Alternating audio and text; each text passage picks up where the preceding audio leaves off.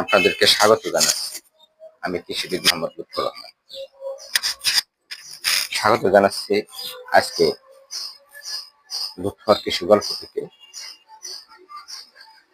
আমার YouTube channel Lutfur Rahman এবং আমার ফেসবুক পেজ লুৎফর কৃষি গল্প, আপনাদের সহযোগিতা কামনা করে আমি শুরু করছি।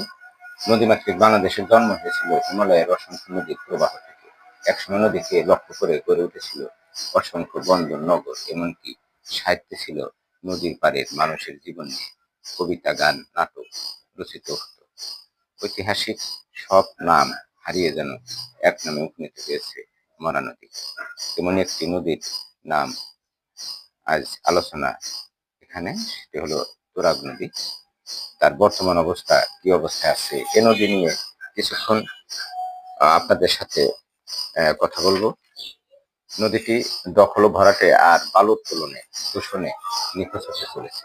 তুরাগ নামক নদীটি বাংলাদেশের ঢাকার গাজীপুর জেলার প্রবাহিত এ নদী। দৈর্ঘ্য ৬২ কিলোমিটার, প্রস্থ ৮২ মিটার। গাজীপুরের কালিয়াকৈর বংশী নদী থেকে উৎপত্ত এই নদীটি ঢাকার সাভারের বিরুলিয়া এসে দুটি শাখায় বিভক্ত হয়েছে। একটি আমিনবাজারে মিশেছে, অন্যটি আশুলিয়া বালু নদীতে পড়েছে। শিল্প বাণিজ্যে এই নদীটির ভূমিকা ঐতিহাসিক। একটি সময় বাণিজ্যিক যাতায়াত শত শত শিল্প কারখানা গড়ে উঠেছে। এখন অনেক জেলে পরিবার এখন আর সেই জেলের কাজে কাজ করতে পারছে না। এখন এখানে কৃষি পরিমাণে এখন কৃষি গড়ে উঠেছে। আপনাদেরকে অবহিত করছি। বিভিন্ন কৃষকের সাথে কথা হয়েছে আমার, তারা বিভিন্ন এখানে মাটি অনেক নরম। আসলে এখানে বন্যার সময় পানি থাকে প্রায় ১০ থেকে ২০ হাত।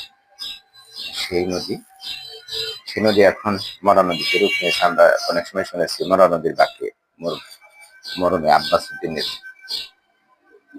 গান শুনেছি, অনুষ্ঠান দেখেছি। বাংলাদেশে আসলে শিরা উপশিরার মতো বাংলাদেশের ভিতর দিয়ে প্রবাহিত হয়েছে অসংখ্য নদী। তার মধ্যে ২৩০টি নদী রয়েছে। পদ্মা, মেঘনা, যমুনা, ব্রহ্মপুত্র এর নাম উল্লেখযোগ্য।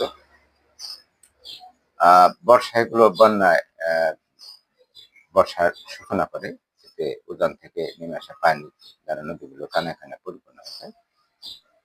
আমি সকলের সুস্বাস্থ্য দীর্ঘ কামনা করছি।